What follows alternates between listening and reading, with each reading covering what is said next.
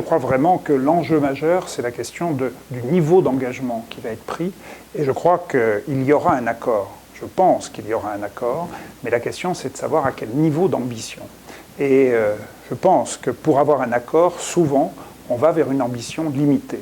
Et c'est ça le risque. Et aujourd'hui, on peut imaginer que le 2 degrés Celsius, engagement pris à Copenhague, en fait, eh bien cet engagement risque de ne pas être respecté, puisque l'engagement des États aujourd'hui dépasserait au total 3 degrés Celsius, et à condition qu'il soit respecté.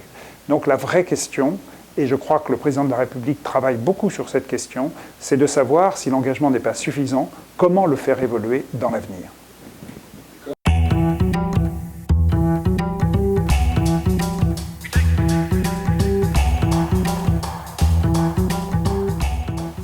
L'échange entre le président de la République et le président de la Chine a été très important parce qu'il y a eu un véritable accord passé pour aboutir à un engagement. Et ça, je crois que c'est essentiel, et en particulier un engagement contraignant.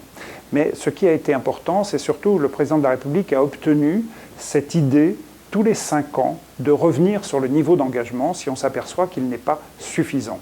Et la Chine a adhéré à cette question, et la Chine est très importante au niveau de négociation, puisque dans le groupe des 77, elle est un des éléments majeurs avec les pays, évidemment, en développement et les pays émergents.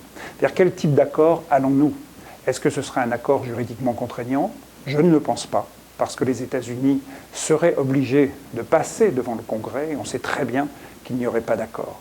Donc il faut qu'il y ait un véritable accord d'engagement en soi, et que ce soit en fait la question, je dirais, politique qui entre en lieu pour montrer qu'un tel pays respecte ou ne respecte pas.